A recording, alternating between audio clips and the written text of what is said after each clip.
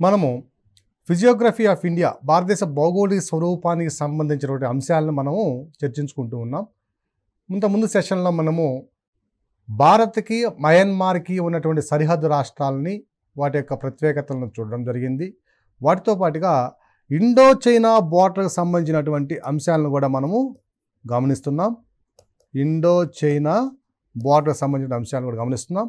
ఈ అంశాలను మనం చూసినప్పుడు ఇక్కడ జమ్మూ అండ్ కాశ్మీరు, లడాక్, హిమాచల్ ప్రదేశ్, ఉత్తరాఖండ్, అరుణాచల్ ప్రదేశ్, సిక్కిము ఈ రాష్ట్రాలతో సరిహద్దు ఉన్నట్టుగా మనం గమనించడం జరిగింది. జమ్మూ అండ్ కాశ్మీర్ విభజన జరగక ముందు జమ్మూ అండ్ కాశ్మీరు అతి పొడవైనటువంటి సరిహద్దును కలిగినటువంటి రాష్ట్రంగా గుర్తించడం జరిగింది. ప్రస్తుతం అరుణాచల్ ప్రదేశ్ అత్యంత పొడవైన సరిహద్దును కలిగి ఉంది. ఈ సరిహద్దు భాగాల్ని మనము సరిహద్దు రేఖల్ని 3 రకాలుగా వర్గీకరించుకున్నాం. Western sector, middle sector, eastern sector అని 3 రకాలుగా విభజించుకున్నాం. అది చర్చించుకున్నాం. ఈ వెస్టర్న్ సెక్టార్లో ఉన్నటువంటి ఈ ప్రాంతంలో ఉన్నటువంటి ఈ రేఖను ఏమని అనుకున్నామంటే LOAC line of actual control, వాస్తవాధీన రేఖ అనుకున్నాం. ఈ అరుణాచల్ ప్రదేశ్లో ఉన్నటువంటి ఈ రేఖను ఏమనుకున్నామంటే మెక్మోహన్ రేఖ అని అనుకుంటున్నాం. మెక్మోహన్ రేఖ. సో ఈ మెక్మోహన్ రేఖ కానివ్వండి, లైన్ ఆఫ్ యాక్చువల్ కంట్రోల్ కానివ్వండి, మధ్య భాగంలో ఉన్నటువంటి ఈ ప్రాంతం హిమాచల్ ప్రదేశ్, యూకేలో కానివ్వండి, ఏ రేఖ కూడా భారతదేశానికి చైనాకి మధ్య ద్వైపాక్షిక సంబంధాల ద్వారా కానీ లేదా ద్వైపాక్షిక ఒప్పందాల ద్వారా కానీ కుదిరినటువంటి రేఖలు కావు. ఈ మెక్మోహన్ రేఖ అనేది 1912లో సిమ్లాలో జరిగినటువంటి ఒప్పందం ప్రకారం అప్పటి బ్రిటిష్ ప్రభుత్వానికి దాని పక్కన ఉన్న టిబెట్ ప్రభుత్వానికి మధ్య కుదిరినటువంటి ఒప్పందము.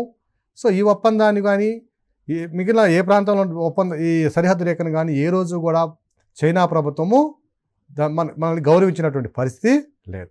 వీటితో పాటుగా కొన్ని సందర్భాలలో భారతదేశం మీద ఇంట్రూజన్స్ అంటే ఆక్రమణ చేయడానికి కూడా చైనా ప్రయత్నించే సందర్భాలు ఉన్నాయి. ఈ మధ్య రీసెంట్గా జరిగిన సంబంధం చూసినట్లయితే ఆగస్టు 2017లో జమ్మూ అండ్ కాశ్మీర్ ప్రాంతంలో ఉన్నటువంటి LOACలో ఉన్నటువంటి పోంగాంగ్ లేక్ని కూడా, పోంగాంగ్ సరస్సును కూడా అది ఆక్రమించాలని ప్రయత్నించింది. రెండవది ఈ పోంగాంగ్ లేక్కి సంబంధించినటువంటి ముఖ్యమైన అంశం ఏమిటంటే ఇంతకుముందు చెప్పుకున్నా, మళ్ళీ కూడా చెప్తున్నానండి. ఇది రంసార్ ఒప్పందం ప్రకారము వెట్లాండ్ ప్రొటెక్షన్ అంటే చిత్తన్నీళ్ల పరిరక్షణ కోసము ఉన్నటువంటి ఒప్పందం ప్రకారము ఈ ప్రాంతాన్ని కూడా పరిశీలనలో ఉంది. ఒకవేళ ఈ ప్రాంతాన్ని కనుక రంసార్ ఒప్పందంలో కనుక చేర్చినట్లయితే దక్షిణ ఆసియాలో ఉన్నటువంటి ఎండ్యూరిక్ లేక్స్లో అంటే భూభాగంలో ఉన్న లేకుల్లో, సెలైన్ లేక్స్లో, ఉప్పునీటి సరస్సులో ఇది మొదటిదవుతుంది. తర్వాత రెండవది వచ్చి ఇది బరహోతీ ప్రాంతం. బరహోతీ ప్రాంతం. ఈ బరహోతీ ప్రాంతం ఎక్కడుంది అంటే ఇది ఉత్తరాఖండ్లో ఉన్నటువంటి ప్రాంతం. ఉత్తరాఖండ్లో ఉన్నటువంటి ప్రాంతం.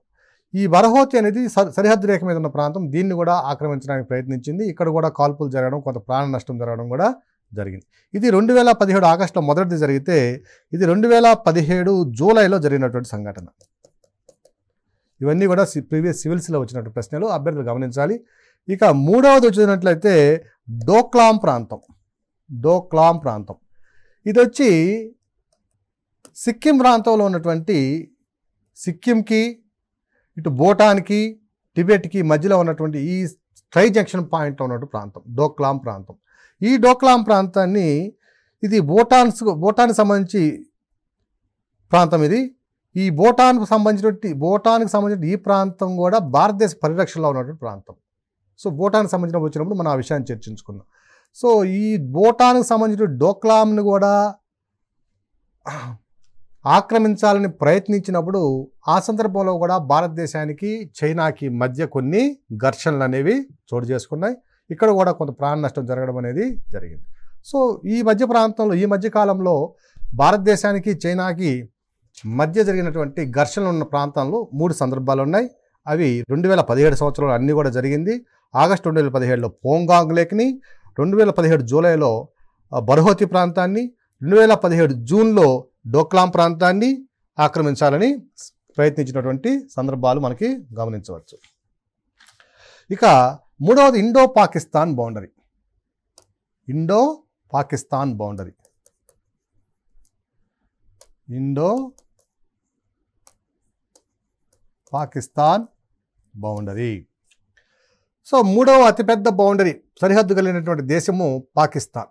పాకిస్తాన్ యొక్క బౌండరీని కనుక మనం పరిశీలించినట్లయితే ఇక్కడ Gujarat, next Rajasthan, next Punjab, next Jammu and Kashmir. Jammu and Kashmir. So ఈ 4 రాష్ట్రాలు పాకిస్తాన్తో సరిహద్దు కలిగినటువంటి రాష్ట్రాలు. మొత్తము 3310 కిలోమీటర్ల మేర కిలోమీటర్ల మేర మొత్తం 3310 కిలోమీటర్ల మేర సరిహద్దు పొడవు కలిగినటువంటి ప్రాంతం ఇది. సో అత్యధికంగా సరిహద్దు కలిగినటువంటి రాష్ట్రం ఏమిటంటే అది రాజస్థాన్ రాష్ట్రం. సో రాజస్థాన్ రాష్ట్రంతో అత్యంత పొడవైనటువంటి లాంగెస్ట్ బౌండరీ కలిగి ఉంది పాకిస్తాన్. Okay, right. ఇక్కడ సరిహద్దు రేఖను మనం గమనించినట్లయితే బంగ్లాదేశ్ ఏర్పడేటప్పుడు, పాకిస్తాన్ ఏర్పడేటప్పుడు, అంటే బంగ్లాదేశ్ తూర్పు పాకిస్తాన్, ఈ 2 దేశాలు ఒక దేశంగా పాకిస్తాన్గా ఏర్పడేటప్పుడు ఏర్పరిచినటువంటి సర్ సిరిల్ రాడ్క్లిఫ్ అధ్యక్షతన ఏర్పడినటువంటి ఆ కమిటీ ఏదైతే ఉందో, రాడ్క్లిఫ్ రేఖ ఏదైతే ఉందో దానినే ఇక్కడ కూడా మనం సరిహద్దు రేఖగా గమనించాలి.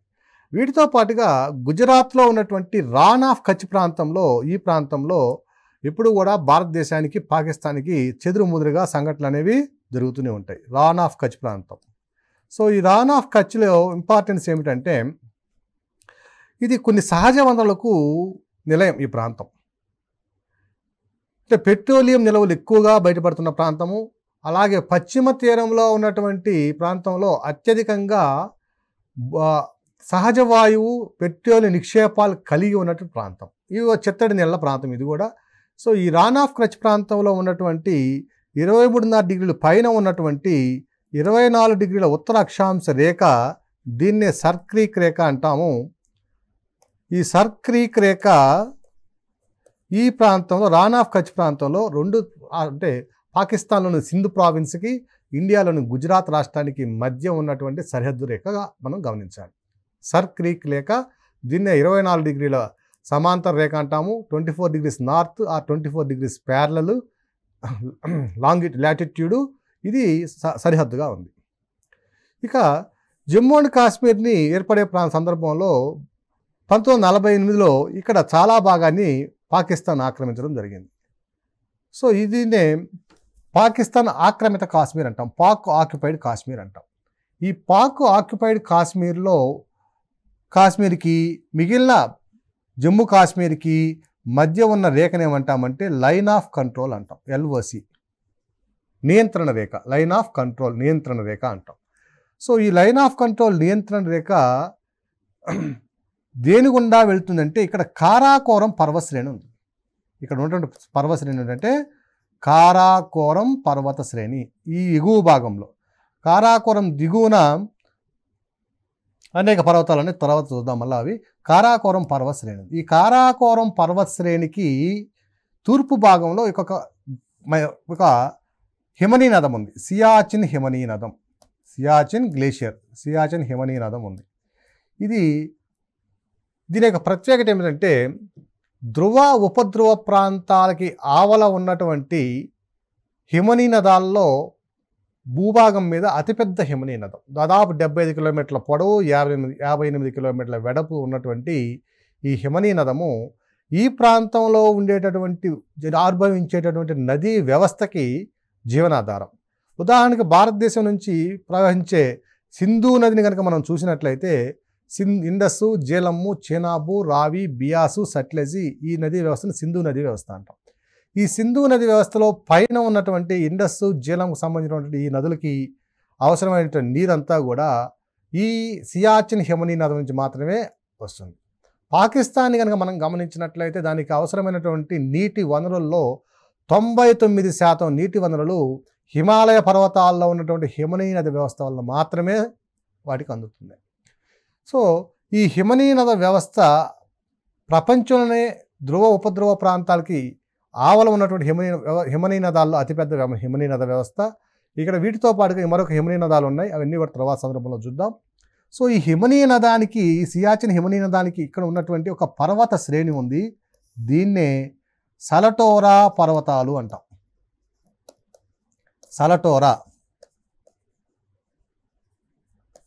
ఈ సలటోరా పర్వతాలను కనుక మనం గమనించినట్లయితే ఈ కారాకోరం పర్వతశ్రేణిలో భాగమైనటువంటి పర్వతాలు సియాచిన్ హిమనీ నదానికి పశ్చిమాన ఉండి పాకిస్తాన్ నుంచి వచ్చేటటువంటి ఆక్రమణ చేయాలని వచ్చేటటువంటి సైనికులు ఎవరైతే ఉన్నారో వాళ్ళందరికీ కూడా ఇది పెట్టని గోడలాగా ఉండి సియాచిన్ హిమనీ నదంతో పాటు మిగిలిన rest of the Kashmir, Pak occupied Kashmir నుంచి మిగిలిన కాశ్మీర్, రెస్ట్ ఆఫ్ ద కాశ్మీర్ని ప్రొటెక్ట్ చేయడంలో కీలకమైనటువంటి పాత్ర వహిస్తుంది ఈ సలటోరా పర్వతశ్రేణి. సో సలటోరా పర్వతాలు ఎందులో భాగం అంటే కారాకోరం పర్వతశ్రేణిలో భాగము. ఈ సియాచిన్ హిమనీ నదానికి కారాకోరం పర్వతశ్రేణికి మధ్యలో ఉన్నటువంటి పర్వతాలు ఇవి కదా. అయితే 1984లో ఈ సియాచిన్ హిమనీ నదాన్ని దాటి భారత్లో ఉన్న మిగిలిన కాశ్మీర్ని ఆక్రమించాలనేటువంటి దురుద్దేశంతో పాకిస్తాన్ యొక్క ఆర్మీ ప్రయత్నించింది. సో 1984లో 13 ఏప్రిల్న భారతదేశం ఆపరేషన్ విజయ్ని ప్రారంభించింది. ఈ ఆపరేషన్ విజయ్ ఏం జరిగిందంటే 1984 13 ఏప్రిల్న అటువైపు నుంచి అంటే సలటోరా పర్వతశ్రేణిని దాటి సియాచిన్ హిమనీ నదిలోకి ఎంటర్ అయ్యి కిందకు దిగుతున్న సందర్భంలో మన సైన్యం వాళ్ళందరినీ కూడా మట్టుబెట్టడం, వాళ్ళందరినీ కూడా బంధించడం జరిగింది. సో ఆ ఆపరేషన్ చాలా విజయమైనటువంటి ఆపరేషను. ఈ సియాచిన్ హిమనీ నది వ్యవస్థను ఆ రోజు కాపాడుకోకుండా ఉన్నట్లయితే అది కూడా భారతదేశం నుంచి విడిపోయి పాకిస్తాన్ చేతిలో వెళ్ళిపోయేటువంటి ప్రమాదం ఉండేది. కానీ భారత సైన్యము ఆ పరిస్థితి రానివ్వకుండా చాలా సమర్థవంతంగా పనిచేయడం మనందరూ కూడా గర్వకారణం. సో ఆపరేషన్ విజయ్ అనేది 1984 13 ఏప్రిల్న సియాచిన్ హిమనీ నదాలను దాటి కాశ్మీర్ను ఆక్రమించుకోవడానికి వస్తున్నటువంటి పాకిస్తాన్ సైన్యాన్ని మట్టుబెట్టినటువంటి రోజు. ఇది తప్పనిసరిగా గుర్తుపెట్టుకోవాలి. అలాగే 1972లో ఏర్పడినటువంటి సర్ క్రీక్ ఒప్పందం కూడా మనం తప్పనిసరిగా గుర్తుపెట్టుకోవాలి. 1972లో ఇది కూడా సిమ్లాలో జరిగిన ఒప్పందము. 1972లో గుజరాత్లోని రాన్ ఆఫ్ కచ్ ప్రాంతంలో ఉన్నటువంటి 24 డిగ్రీల ఉత్తర అక్షాంశం వెంబడి మనం ఏర్పరచుకున్నటువంటి ఒప్పందం ఇది, ఈ సర్ క్రీక్ ఒప్పందము. దీన్ని కూడా మనం గుర్తుపెట్టుకోవాలి. సో పాకిస్తాన్తో మనకు ఉన్నటువంటి ఒప్పంద రేఖలు లేదా సరిహద్దు రేఖలు ఏమేమి ఉన్నాయంటే మొదటిది రాడ్ క్లిఫ్ రేఖ, రెండవది సర్ క్రీక్ రేఖ, మూడవది లైన్ ఆఫ్ కంట్రోల్. ఈ మూడు కూడా భారతదేశానికి పాకిస్తాన్కి మధ్య ఉన్నటువంటి సరిహద్దు రేఖలు. ఈ లైన్ ఆఫ్ కంట్రోల్ ఏం చేస్తుందంటే ఇక్కడ పూంచ్ అనే ప్రాంతం, ఇది కూడా గుర్తుపెట్టుకోండి, మనకి ఒక సందర్భంలో అడగడానికి అవకాశం ఉంది. లైన్ ఆఫ్ కంట్రోల్ ఏం చేస్తుందంటే ఈ జమ్మూ కాశ్మీర్లో ఉన్నటువంటి ఈ ప్రాంతంలో పూంచ్ అంటాం దీన్ని, పూంచ్ నుంచి ఆ పైన ఉన్నటువంటి NJ9842 ఈ రెండు ప్రాంతాలని కలిపేటటువంటి రేఖ. లైన్ ఆఫ్ కంట్రోల్ ఏ ఏ ప్రాంతాల మధ్య విస్తరించి ఉంది అంటే దిగువ భాగంలో కాశ్మీర్ దిగువ భాగంలో పూంచ్ నుంచి పైన సలటోరా పర్వత ప్రాంతాల్లో ఉన్నటువంటి NJ9842 అనే రెండు ప్రాంతాల మధ్య విస్తరించి ఉన్న రేఖ లైన్ ఆఫ్ కంట్రోల్ రేఖ. ఈ సలటోరా ప్రాంతం నుంచి ఆవిర్భవించే నది కూడా ఒకటి ఉన్నదండి, సలటోరా నది. ఇది షియోక్ నదికి ఉపనది. సలటోరా నది అనేది షియోక్ అనే నదికి ఉపనది. ఈ షియోక్ అనేది మరలా ఇండస్ నది యొక్క ఉపనది. సలటోరా ప్రాంతంలో ఉన్నటువంటి నదిని సలటోరా నది అంటాము. ఇది షియోక్ నదికి ఉపనది. నెక్స్ట్ చూసినట్లయితే ఇండో నేపాల్ బోర్డర్ మొత్తం పొడవు వచ్చి 1752 కిలోమీటర్ల పొడవు ఉంది ఇండో నేపాల్ బోర్డర్. ఒకసారి మనం ఈ మ్యాప్లో కనుక చూసినట్లయితే ఇండో నేపాల్కి సంబంధించిన ఈ రేఖను కనుక చూసినట్లయితే ఇది నేపాల్, ఇది సిక్కిం, ఇది భూటాన్. సో నేపాల్ని కనుక మనం పరిశీలించినట్లయితే ఒకసారి ఇక్కడ ఉత్తరాఖండ్, ఇక్కడ యూపీ, ఇక్కడ బీహార్, ఈ రాష్ట్రాలు సరిహద్దుగా కలిగి ఉన్నాయి. సిక్కిం. సో ఇండో నేపాల్ మొత్తం సరిహద్దు రేఖ పొడవు వచ్చి 1752 కిలోమీటర్లు. అభ్యర్థులు అందరూ కూడా గమనించవలసిన అంశం ఏమిటంటే ఈ సరిహద్దులు గమనించి చదివేటప్పుడు ప్రతి ఒక్కరు కూడా తప్పనిసరిగా ఇవి అట్లాస్ దగ్గర పెట్టుకొని చదవండి, లేకపోతే మీకు ఎట్టి పరిస్థితుల్లో కూడా దానివల్ల ఉపయోగం ఉండదండి. సో ఉత్తరాఖండ్, ఉత్తరప్రదేశ్, బీహారు, నేపాల్, సిక్కిము, ఇక్కడ వెస్ట్ బెంగాల్ కూడా దీంతో సరిహద్దుని కలిగి ఉంది. సో ఇండో నేపాల్ సరిహద్దుని కనుక మనం చూసినట్లయితే Uttar Pradesh, Bihar, west Bengal, Sikkim,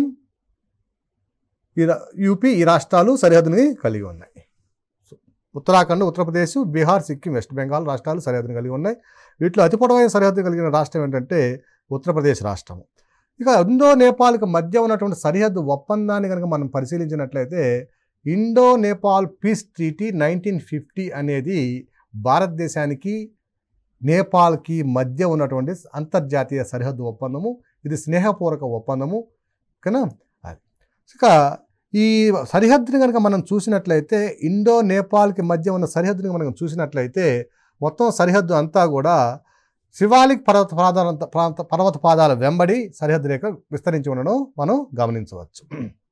so 1950 Indo Nepal piece treaty ఈ రెండు దేశాలకి మధ్య ఉన్నటువంటి సరిహద్దు రేఖగా మనం గమనించాలి. ఇక నెక్స్ట్ కనుక చూసినట్లయితే ఇండో మయన్మార్ బౌండరీ.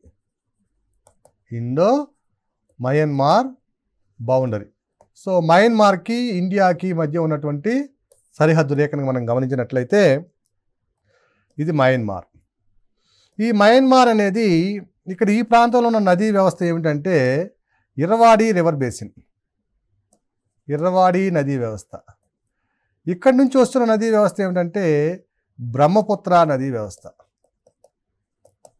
సో ఇర్రావడి నదీ వ్యవస్థకి బ్రహ్మపుత్ర నదీ వ్యవస్థకి మధ్యలో ఉన్నటువంటి పర్వతాలు ఉన్నాయి.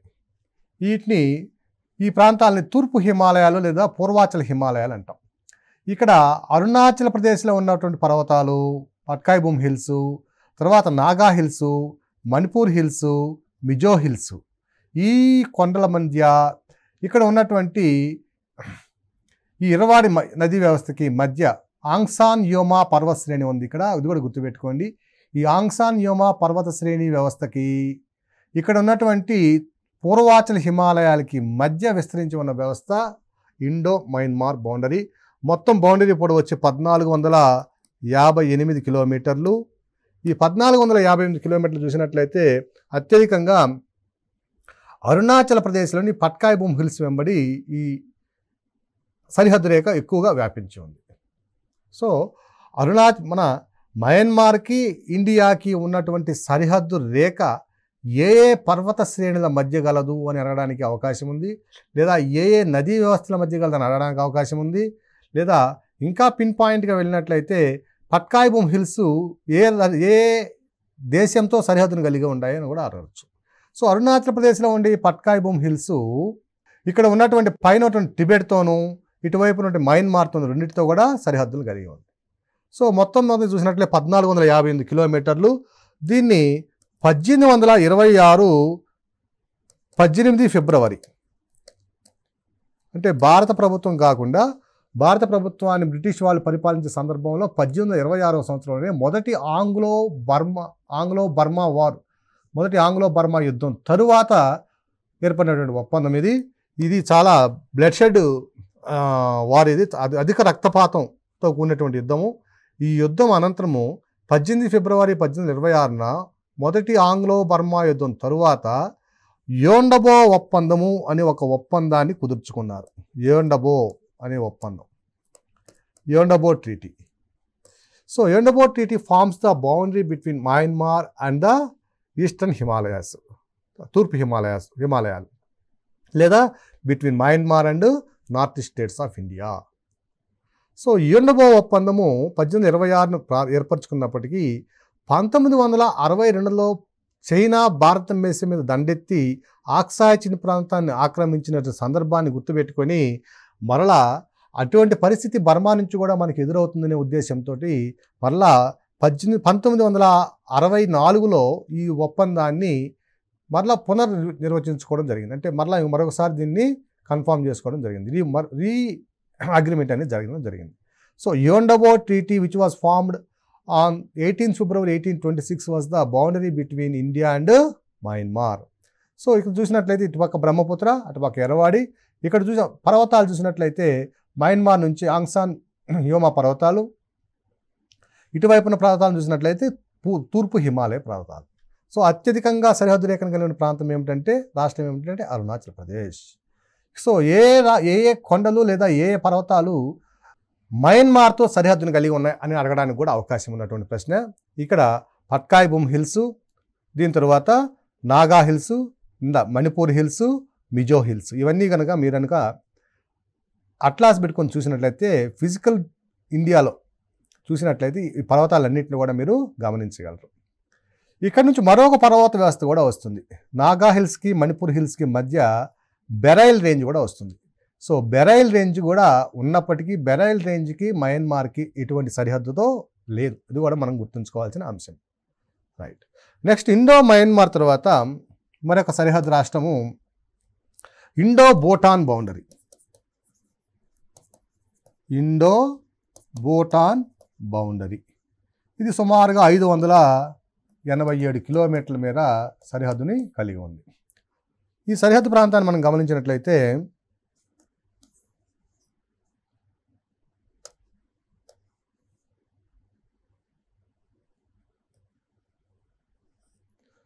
ఇక్కడ నేపాల్, ఇది భూటాన్,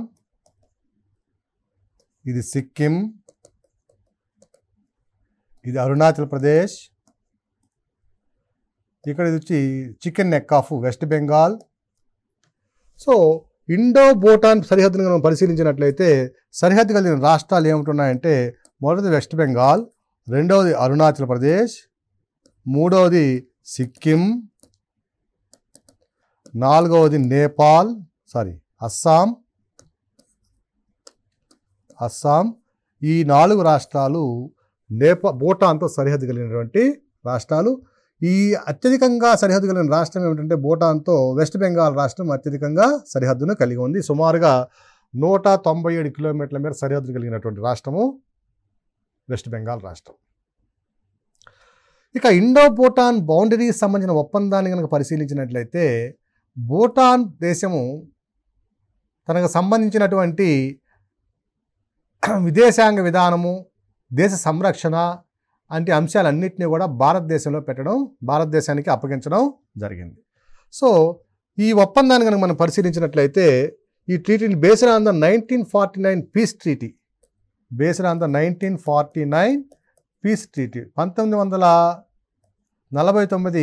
శాంతియుత ఒప్పందం ప్రకారము Bhutan vested the entire protection responsibilities of the state with India. భారతదేశానికి సంబంధించినటువంటి భూటాన్కి సంబంధించిన అన్ని అంశాలను కూడా దాని యొక్క రక్షణ కానివ్వండి, విదేశాంగ విధానం అన్నీ కూడా భారతదేశానికి అప్పగించడం జరిగింది. ఇప్పటికీ కూడా ఐటీబీపీ అనే ఒక పోలీసు వ్యవస్థ భూటాన్లో ఉంది. So Indo Tibetan border police, Tibet పోలీసులు, ఇండియన్ పోలీసులు ఇద్దరు కలిసి కూడా చైనా నుంచి భూటాన్ యొక్క బార్డర్ని సంరక్షించుకోవడం జరుగుతుంది. మరొక అంశము, మనకి ప్రతి సంవత్సరము మనకి ట్రైనింగ్ ఇచ్చేటువంటి ఐపీఎస్ ట్రైనింగ్లో పాస్ అయ్యేటటువంటి ఐపీఎస్లతో పాటుగా భూటాన్కి సంబంధించినటువంటి అత్యున్నత సర్వీస్ కలిగినటువంటి భూటాన్ వాళ్ళను కూడా మనము ఇక్కడ మనం ట్రైన్ చేసి మనము పంపిస్తున్నాం. So Indo Tibetan border police అనేది భారతదేశానికి భూటాన్కి సంబంధించినటువంటి సంరక్షణ ఒప్పందం. మరొక చివరి దేశం ఏమిటంటే భారతదేశంతో సరిహద్దు కలిగిన దేశము Afghanistan. So Indo Afghanistan border చాలా కీలకమైనటువంటి దేశం ఆఫ్ఘనిస్తాన్ భారతదేశానికి. ఆఫ్ఘనిస్తాన్తో మనం కనుక వైరం పెట్టుకున్నట్లయితే చాలా అత్యధిక ప్రమాదం ఉన్నటువంటి సందర్భం ఉంది. ఎందువల్ల మనం ఇంతకుముందు చూసాము. సో ఈ ప్రాంతంలో ఒక 80 కిలోమీటర్ల మేర జమ్మూ కాశ్మీర్ రాష్ట్రంలో లడాక్ సరిహద్దు ప్రాంతంలో 80 కిలోమీటర్ల మేర భారతదేశంతో ఆఫ్ఘనిస్తాన్ సరిహద్దు కలిగినటువంటి ప్రాంతం. సో ఇటువైపు చూసినట్లయితే ఎల్ఓసి లైన్ ఆఫ్ కంట్రోల్, ఇటువైపు చూసినట్లయితే ఎల్ఓఏసి లైన్ ఆఫ్ యాక్చువల్ కంట్రోల్. 1962లో 63లో ఏం చేసిందంటే ఇక్కడ కూజా గిల్గిత్ ప్రాంతాన్ని కూడా పాకిస్తాను చైనాకి తన భూమి అయినట్లుగా దానం చేసింది. సో ఇటువైపు పాకిస్తాన్ సంబంధించినటువంటి తీవ్రవాద సంస్థలు ఉన్నాయి, దానితో పాటుగా పాకిస్తాన్ సంబంధించిన ఆర్మీ ఫోర్సెస్ ఉన్నాయి, ఇటువైపు ఆక్సాయ్ చిన్లో చైనీస్ ట్రూప్స్ ఉన్నాయి. సో ఈ మధ్య ప్రాంతంలో ఇక్కడ ఒకటి ఆక్సాయ్ చిన్ మన ఈ ప్రాంతంలో సియాచిన్ హిమనీ నదం ఉంది. సో సియాచిన్ హిమనీ నదం మీద 1984 నుంచి భారతదేశానికి మరియు ఇండియాకి మరియు పాకిస్తాన్ సంబంధించిన ట్రూప్స్ అన్నీ కూడా ఆడ గార్డింగ్ చేస్తున్నాయి, పహరా కాస్తున్నాయి. సో ఇటువైపు చూసినట్లయితే చైనీస్ ఆర్మీ, ఇటువైపు తీవ్రవాద సంస్థలు, మధ్యలో ఒక 80 కిలోమీటర్ల మేర ఆఫ్ఘనిస్తాన్ సరిహద్దు కలిగి ఉంది. ఈ ఆఫ్ఘనిస్తాన్ కనుక ఏ మాత్రము అటు చైనా వైపు లేదా ఇటువైపు పాకిస్తాన్ వైపు కనుక బెండ్ అయిందంటే, వాళ్ళ వైపు కనుక వంగడం జరిగిందంటే, అది సులభంగా చైనీస్ ట్రూప్స్, పాకిస్తాన్ ట్రూప్స్ రెండూ కలిసి భారతదేశం మీదకి దండెత్తడానికి అవకాశము ఉన్నది. అందువల్లనే భారతదేశం ఎప్పుడూ కూడా ఆఫ్ఘనిస్తాన్తో సత్సంబంధాలు నెరవేరుస్తూనే ఉంటుంది. ఆఫ్ఘనిస్తాన్ రీకన్స్ట్రక్షన్లో కొన్ని $1 మిలియన్ మేర భారతదేశం సహాయం చేసింది. అలాగే దాంతోపాటుగా రీకన్స్ట్రక్షన్ సందర్భంలో అనేక వందల బస్సులని, కొన్ని విమానాలని, మనకి కొన్ని సామగ్రిని కూడా వాళ్ళకి ఇన్ఫ్రాస్ట్రక్చర్ని అందజేయడం అనేది జరిగింది.